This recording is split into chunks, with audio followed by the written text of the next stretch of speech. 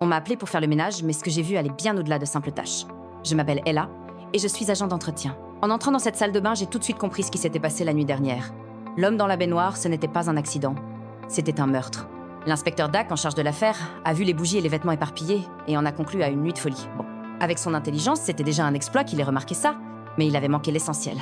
Je lui ai montré les serviettes par terre. Les deux du dessous étaient pliées en deux, mais celle du dessus avait été utilisée puis repliée à la va-vite, très probablement par le tueur pour nettoyer la scène. Et Dac a osé me demander pourquoi la victime ne l'aurait-elle pas pliée elle-même. Je me suis accroupie. Les traces sur le sol m'ont confirmé que ça avait été essuyé avec une serviette, pas une serpillière. Quant à la question de Dac, sérieusement, quel client aurait la bonté de nettoyer le sol pour vous et de replier la serviette ensuite? Il devait y avoir une deuxième personne sur les lieux. Dans ma tête, le scénario a commencé à se dérouler. La victime a invité une belle femme aux cheveux bruns, mais elle lui a servi un verre drogué. Dac m'a interrompu, me demandant comment je savais qu'il avait été drogué. Je lui ai montré ce verre qui n'avait rien à faire là. Qui lave un verre à l'hôtel? En plus, sa forme venait clairement d'un bar.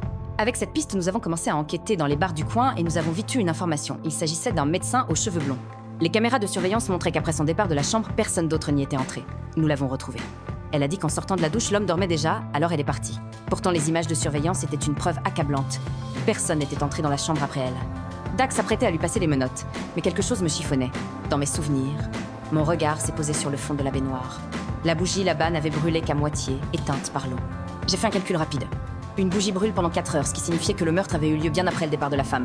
Elle ne mentait pas. Dac m'a regardé, l'air dépité, avec ce regard qui disait « Tu as intérêt à me trouver un autre suspect ou je vais vraiment m'énerver ». Pour être honnête, j'en avais un peu marre aussi. Le lendemain, je ne suis pas allée au poste, j'ai ramené les preuves à la maison. Mon fils a hérité de mon intelligence, peu être qu'il pourrait m'inspirer. Mais Dac a débarqué chez moi en furie, me hurlant dessus à propos du règlement et des scellés. Je faisais juste des heures supplémentaires non payées, pourquoi était-il si mécontent? Heureusement, je n'avais pas fait ça pour rien. J'ai découvert que les coutures sur le pantalon de la victime utilisaient une technique unique des tailleurs de Madagascar. Pour eux, les lignes croisées portent malheur. Même si Dac est nul en déduction, il est rapide pour trouver des gens. En suivant cette piste, nous avons découvert que la victime utilisait une fausse identité. Nous avons trouvé plus d'informations dans sa voiture. En avançant dans l'enquête, nous avons retrouvé sa femme, mais après un bref interrogatoire, nous avons pu l'écarter de la liste des suspects. Une autre question se posait, comment le tueur avait-il pu entrer dans une chambre au 4e étage sans être filmé par les caméras? En regardant les photos de mes collègues, j'ai vu que la fenêtre était ouverte. Dac a dit à moins d'être Spider-Man. Sur la scène de crime, on avait trouvé ce qui ressemblait à de la poudre de magnésie et les murs extérieurs étaient rugueux.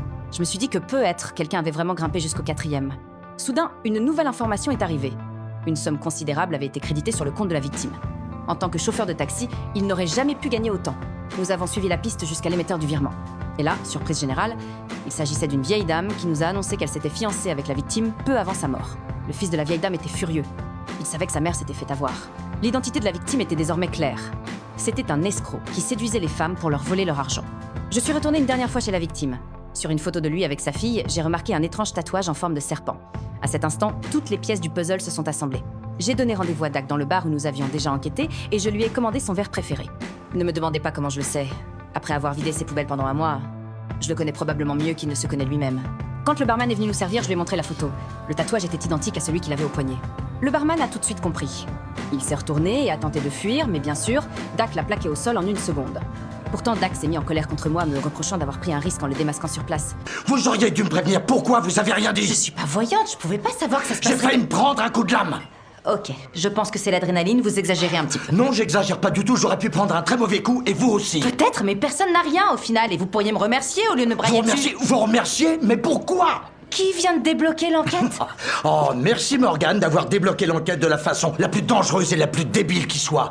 Comment quelqu'un d'aussi intelligent peut faire autant de boulettes? Selon lui, cela aurait pu créer bien des problèmes. J'étais folle de rage. Me faire traiter d'idiote par quelqu'un de plus stupide que moi, c'était insupportable. J'ai démissionné sur le champ. Ça suffit. Sur le coup de la colère, Dac ne m'a pas retenu. Mais après avoir interrogé le barman, il a découvert qu'il n'était pas le tueur non plus. Avant, il aidait le défunt à sélectionner les femmes qui étaient riches et faciles à tromper. Ils s'étaient rencontrés en prison, d'où le tatouage commun. L'enquête était de nouveau au point mort. Mais je ne suis pas du genre à abandonner. Une fois calmée, j'ai tout compris. Le lendemain, je suis retournée au poste. J'ai expliqué à Dac que le barman avait les ongles longs, impossible pour lui d'escalader 4 étages. Il n'était qu'un complice. Le vrai tueur avait les ongles courts et était un expert en escalade. C'était le fils de la vieille dame à la maison de retraite, celui qui voulait venger sa mère. Mais il n'aurait pas pu agir seul. Il avait besoin d'un complice à l'intérieur. Quelqu'un qui pouvait lui ouvrir la fenêtre à l'avance et droguer la victime. Cette personne, c'était le médecin que nous avions arrêté au début. En fait, il s'était vengé. L'un pour sa mère escroquée, l'autre pour avoir été trompé.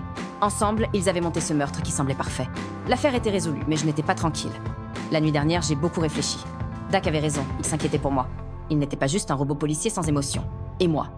Je perds parfois le contrôle de mes émotions. Alors, je lui ai préparé ses gâteaux préférés et je les lui ai apportés. C'était ma façon de m'excuser.